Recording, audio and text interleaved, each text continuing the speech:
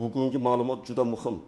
Ayniqsa maktabda, litseyda, kollejda yoki boshqa ta'lim tashkilotida ishlayotgan pedagoglar, rahbarlar, buxgalterlar va kadrlar bo'limi xodimlari uchun. Gap oddiy oylik haqida emas.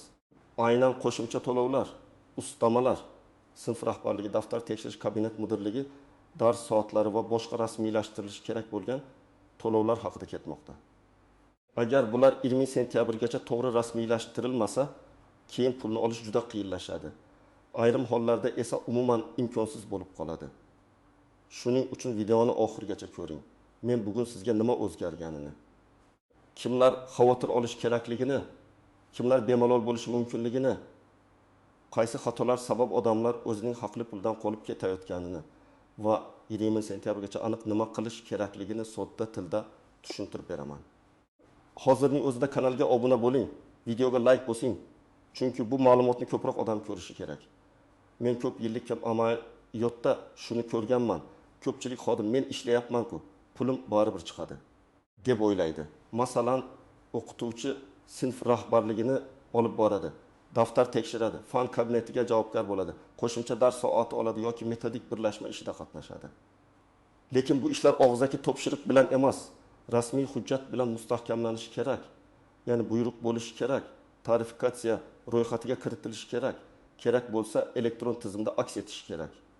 Buxgalteriya tomonidan hisob-kitobga olinishi kerak. Oldin ayrim joylarda bunday ishlar kechroq ham to'g'rilab qo'yilardi. Masalan, sentyabrda sinf berilgan bo'lsa, lekin buyruq oktyabrda chiqsa, keyin qayta hisob-kitob qilib berishardi. Yoki o'qituvchiga qo'shimcha soatlar berilgan, lekin hujjat vaqtida kiritilmagan bo'lsa, keyin rahbar aralashib, buxgalteriya orqali tuzatish kiritishga harakat qilardi. Albatta, bu hamma joyda qonuniy va oson bo'lgan degani emas. Lekin amaliyotda kechikkan hujjatlar bilan to'lovni chiqarishga urinishlar ko'p bo'lgan. Hozir esa tartib ancha qattiqlashgan. O'quv yili boshida tarifikatsiya, dars soatlari taqsimoti, qo'shimcha vazifalar va ularga to'lanadigan haq belgilangan muddatda rasmiylashtirilishi kerak.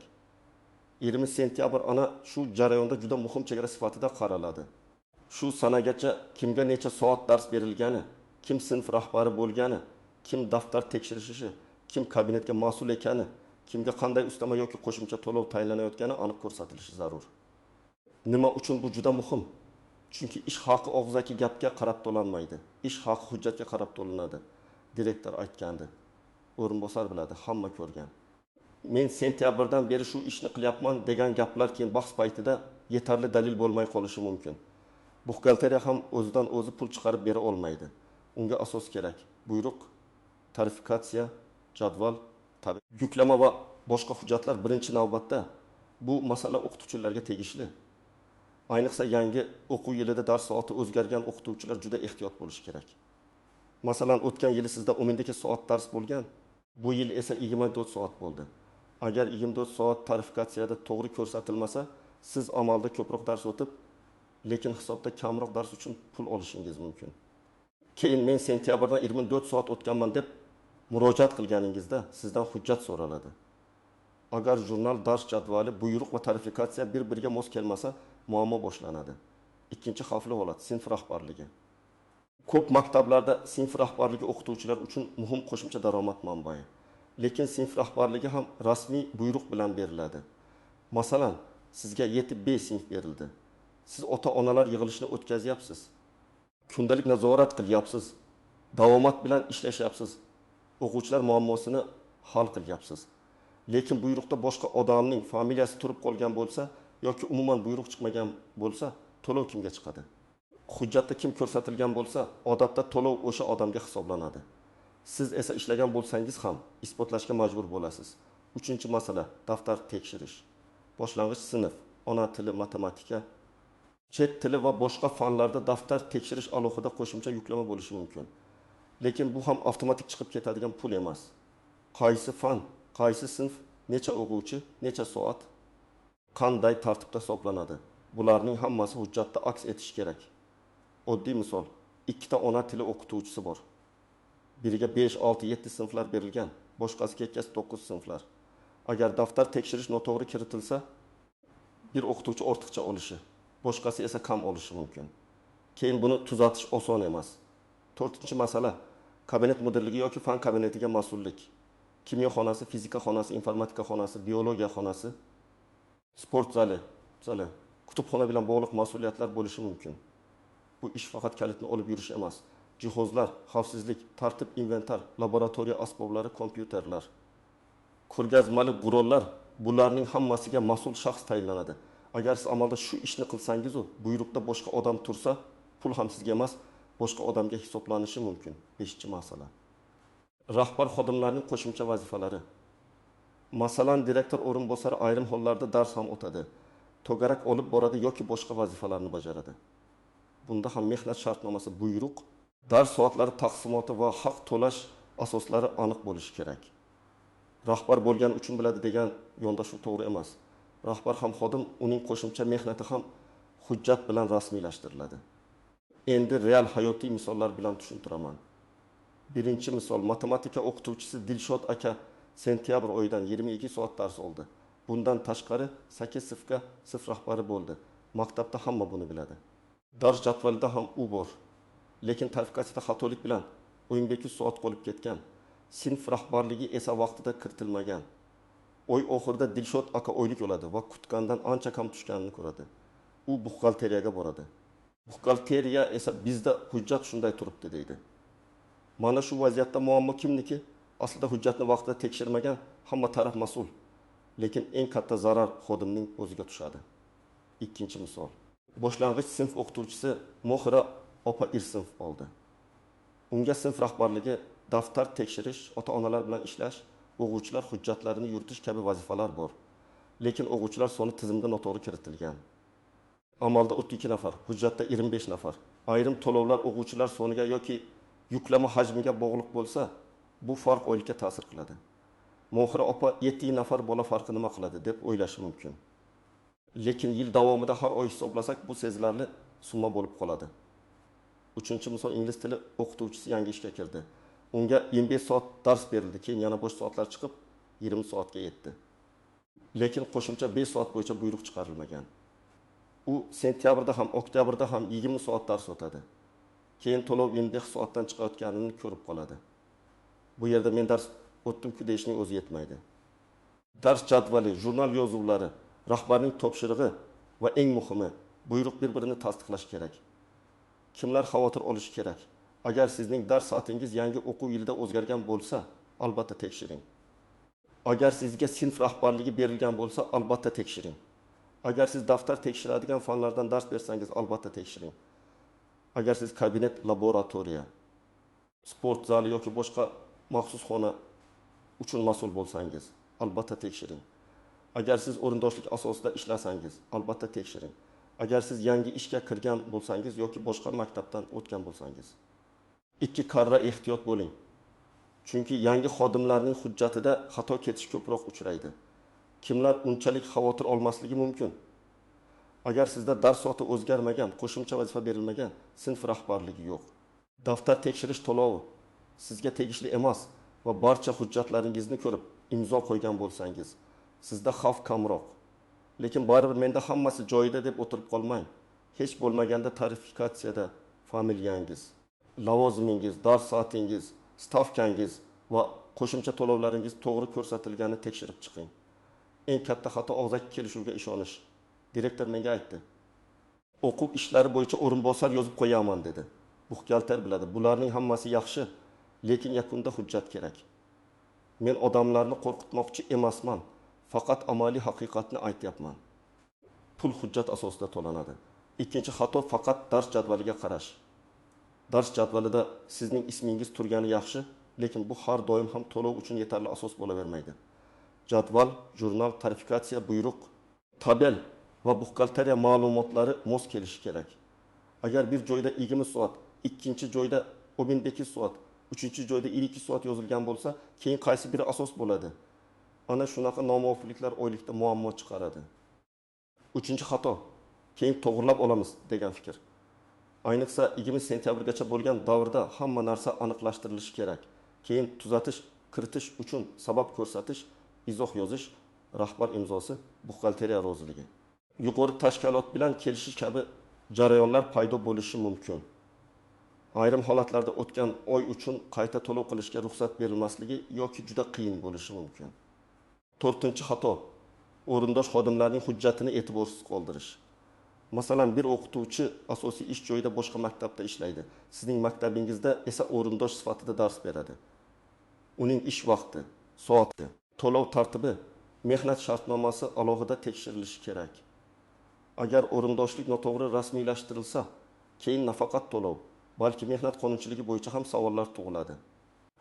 5-nozik jihat o'qituvchi vaqtincha boshqa xodimning o'rnini bosishi. Masalan, bir o'qituvchi kasal bo'lib qoldi yoki dekret ta'tiliga chiqdi.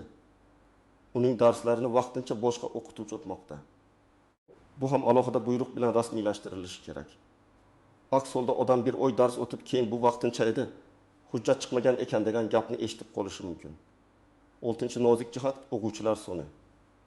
Sinflar bo'linishi va guruhlar masalasi. Ayniqsa chet tili, informatika, mehnat, jismoniy tarbiya kabi fanlarda guruhlar bo'lish masalasi to'lovga ta'sir qilishi mumkin. Agar sen 2 guruhga bo'linish kerak bo'lsa-yu, hujjatda bitta guruh sifatida qolib ketgan bo'lsa, dars soati ham, to'lov ham noto'g'ri chiqadi. Shuning uchun faqat umumiy soatga emas, guruhlar taqsimotiga ham qarang. 7-jihat malaka toifasi va stavka masalasi. O'qituvchining toifasi o'zgargan bo'lishi mumkin. Masalan, 2-toifadan 1-toifaga o'tgan, oliy toifa olgan yoki sertifikat asosida qo'shimcha ustama olishi kerak. Agar bu ma'lumotlar tizimga kiritilmagan bo'lsa, siz yuqoriroq haq olishingiz kerak bo'lsa ham eski stavka bo'yicha pul olaverishingiz mumkin. Bu ham 20 sentyabrgacha tekshiriladigan masalalar qatoriga kiradi. 1-qadam. O'zingizning dars yuklamangizni yozma ravishda aniqlashtiring. O'quv ishlari bo'yicha direktor o'rinbosaridan yoki mas'ul xodimdan sizga berilgan dars soatlari bo'yicha ma'lumotni ko'ring.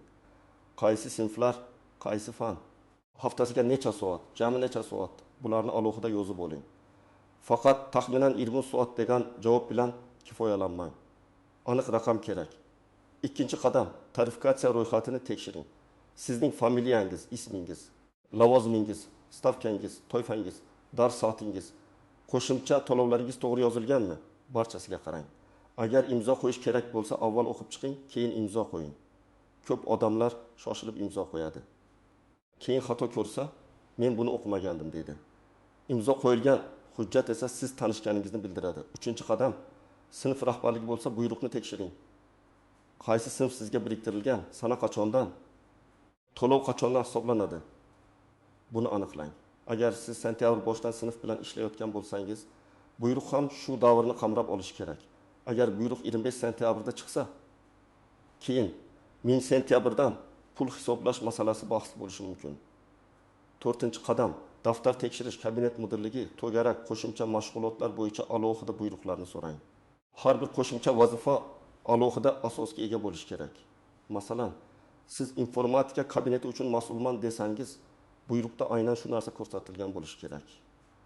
U shunchaki kompyuter xonasida dars o'tadi degan holat bilan u kabinet mudiri sifatida tayinlangan degan holat bir xil emas. 5-qadam, buxgalteriya bilan oldindan gaplashing. Menga qaysi to'lovlar hisoblanadi? Qaysi hujjatlar yetishmayapti? Tizimda men haqimda ma'lumot to'liqmi deb so'rang. Buxgalterlar ham odatda xatoni oy oxirida emas, oldindan topishni xohlashadi. Chunki oy yopilgandan keyin tuzatish qilish qiyinroq bo'ladi. 6-qadam, agar xato topsangiz, og'zaki aytib qo'yish bilan cheklanib qolmang. Ariza yozing. Arizada oddiy qilib yozasiz. Menga 2020-2025 o'quv yilida falon fandan haftasiga falon soat dars yuklamasi berilgan. Tarifikatsiya hujjatlarida ushbu yuklama to'liq aks ettirilishini hamda tegishli qo'shimcha to'lovlar rasmiylashtirilishini so'rayman. Agar sinf rahbarligi bo'lsa, falon sinfga sinf rahbari etib tayinlanganligim bo'yicha buyruq rasmiylashtirilishini so'rayman deb yozasiz. Arizani 2 nusxada tayyorlang, bittasini topshiring, ikkinchisiga qabul qilingan sana va imzo oldiring. 7-qadam, dalillarni saqlang. Dars jadvali nusxasi, elektron jurnal skrinshotlari, buyruq nusxalari, tarifikatsiya varag'i, arizangiz nusxasi, bularning hammasi kerak bo'lishi mumkin.